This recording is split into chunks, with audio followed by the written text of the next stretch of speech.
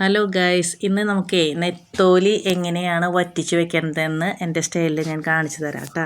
അതിനായിട്ട് നമ്മൾക്ക് നെത്തോലി കഴുകി വെച്ചിട്ടുണ്ട്. അതുകൂടാണ്ട് ചുവന്നുള്ളി, വെളുത്തുള്ളി, ഇഞ്ചി, പച്ചമുളക് അതൊക്കെ വെച്ചിട്ട് പാത്രത്തിൽ വെളിച്ചെണ്ണ ഒഴിച്ചിട്ട് നമ്മൾ സ്റ്റീൽ പാത്രമാണ് എടുത്തിരിക്കുന്നത്. അതിലേക്ക് ചുവന്നുള്ളി ഇട്ടിട്ട് ചുവന്നുള്ളി ഒന്ന് വഴന്ന് വരുമ്പോൾ ബാക്കിയുള്ള ഇൻഗ്രീഡിയൻസും കൂടി ചേർത്ത് ഒന്ന് വഴന്ന് വരുമ്പോൾ അതിലേക്ക് നമുക്ക് മുളക് പൊടിയും മഞ്ഞൾപ്പൊടിയും കൂടി ചേർത്ത് ഒന്ന് മൂക്കുമ്പോൾ അതൊക്കെ ഒന്ന് നന്നായി മൂക്കുമ്പോൾ അതിലേക്ക് തക്കാളി ചേർത്ത് കൊടുക്കാം.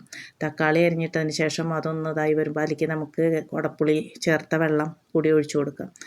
അതൊഴിച്ചതിന് ശേഷം അതൊന്ന് ഇതാകുമ്പോൾ അതിലേക്ക് ഇനിയും പാകത്തിന് ആവശ്യം കുറച്ചും കൂടി വെള്ളം ആവശ്യമുണ്ട്. നമ്മൾ കുറേ വെള്ളത്തിലല്ല വെക്കണത് കേട്ടോ, കുറച്ച് വെള്ളത്തിൽ ഒരു പീര പോലെ ആക്കിയിട്ടാണ് എടുക്കുന്നത് കേട്ടോ.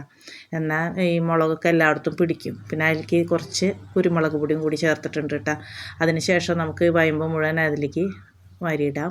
അതിട്ടതിന് ശേഷം ഒന്ന് സെറ്റാക്കാൻ നല്ലോണം ഇളക്കണ്ട, മൂടി വെച്ചിട്ട് ഇപ്പോൾ ഒന്ന് വെന്ത് വന്നിട്ടുണ്ട്. അതിലേക്ക് കുറച്ച് കായം പൊടി ചേർത്ത് കൊടുക്കുക, ഇത്തിരി ജീരകം പൊടിയും ചേർത്തിട്ടുണ്ട് കേട്ടോ. നല്ല ടേസ്റ്റാണ് കേട്ടോ ഈ കറി, ഉണ്ടാക്കി നോക്കണം. കാണുന്ന പോലെയല്ല, നല്ല ടേസ്റ്റാണ്. അതിന് മറ്റേ കുറച്ച് ഞാൻ വറുക്കാനും മാറ്റി വെച്ചിട്ടുണ്ടായിരുന്നു. അതിന് ശേഷം ഇത് നല്ലോണം വെന്ത് വന്നപ്പോൾ അതിലേക്ക് കുറച്ച് പച്ച വെളിച്ചെണ്ണ ഒഴിച്ച് ഒന്ന് തിളച്ചതിന് ശേഷം ഓഫ് ചെയ്ത് വെച്ചു. ഇതാണ് നമ്മുടെ കറി. സൂപ്പർ കറിയാണ്, എല്ലാവരും ഉണ്ടാക്കി നോക്കണം. സിമ്പിളായിട്ട് ഉണ്ടാക്കാൻ പറ്റണ കറിയാണ് കേട്ടോ.